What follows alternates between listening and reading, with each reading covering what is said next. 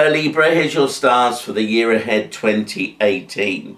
Now looking at the stars around you now, I think one of the most important energies you've got is the eclipses that will really be very important throughout the year because they operate from your 5th to your 11th house, courtesy of Leo and Aquarius.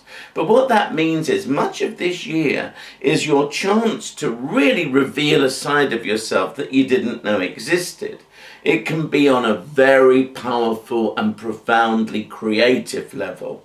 But these energies are also very linked to your heart's desire, the affairs of your heart. And so there's a number of things here that operate on all kinds of levels that are going to be really, really good for you to find new friends, find a new lover, or just really begin to love life by doing the things that you've always wanted to do.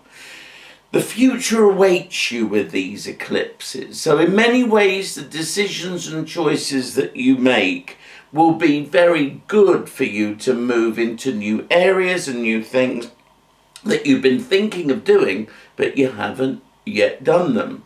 You know, with these eclipses, it's one of those things where you don't have to wait to be pushed. Jump, take the initiative, make that move that you've always promised yourself to get yourself a better life. Because of the 5th house being full of the joys of spring, where your prayers can be answered and dreams can come true. And this is counterbalanced by looking at your future and building on hopes, dreams and wishes to come. This really can be a most fortuitous year to actually do the things that you've always wanted to do but have never quite got round to it. So Libra, this is where your sun and moon really do shine. With Saturn and Pluto, however, in your 4th house, they tend to cause challenges in areas where you want security and stability, but you can't quite find it. Something's wrong. Could it be with the people you live with? Could it be your life situation at home?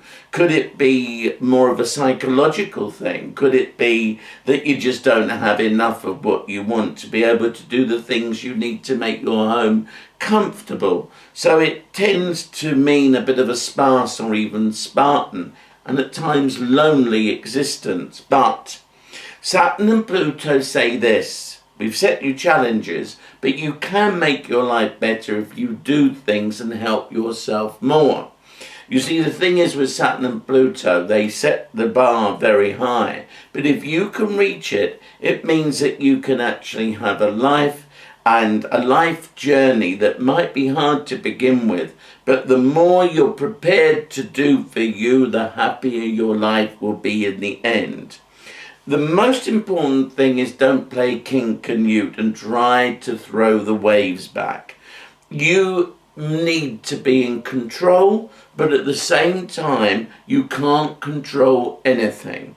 And that's why you need to be very, very, very aware that there's a lot of things now that are in your own hands, but also there's a lot of things that you can't skirt round because you just have to follow the rules and the regulations. Do it because it will make your life simpler and easier in the long run.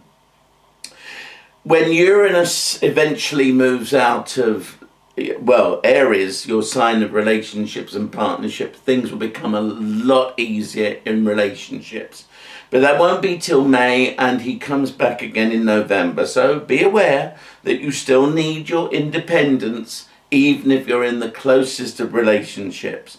Don't be too possessive, and don't allow anyone to be too possessive of you, because it will crack and split the partnership you have. Have a very happy new year.